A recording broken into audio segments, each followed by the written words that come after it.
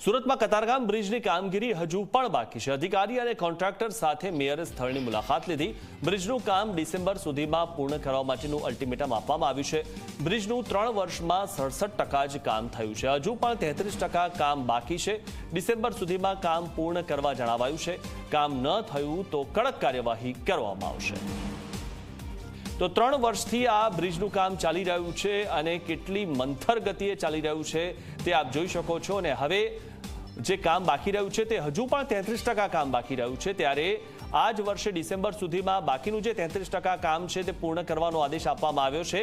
મહત્વની વાત એ છે કે આટલા 3 વર્ષ સુધી જો કામ આટલી ધીમી ગતિએ ચાલ્યું તો હવે ડિસેમ્બર સુધીમાં 33% કામ કેવી રીતે પૂર્ણ થશે તે પણ એક સૌથી મોટો સવાલ છે।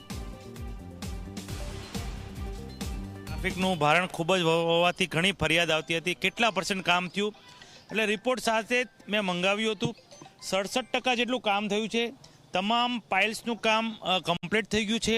આ બ્રિજ લેટ થવાનું મેઇન કારણ હતું કે નીચે ખૂબ જ મોટી યુટિલિટી જતી હતી, એને શિફ્ટ કરવું તો ખૂબ મોટો ખર્ચો હતો, એટલે અમે જે બ્રિજ હતું એની ડિઝાઇન બદલી, એમાં 8 મહિના જેટલું લેટ થયું। ત્યાર પછી જે ડેટ આવ્યો એટલે ડિસેમ્બરમાં આ બ્રિજનું છેલ્લી ડેટ છે કામ પૂરું કરવાનું। અત્યારે તમામ પાઇલ્સનું કામ થઈ ગયું છે। હવે અમે ઉપર આવી ગયા છે। એનું કારણ છે હવે બ્રિજ અને સ્લેબ અને ગટરનું જ કામ મહત્વનું બાકી છે।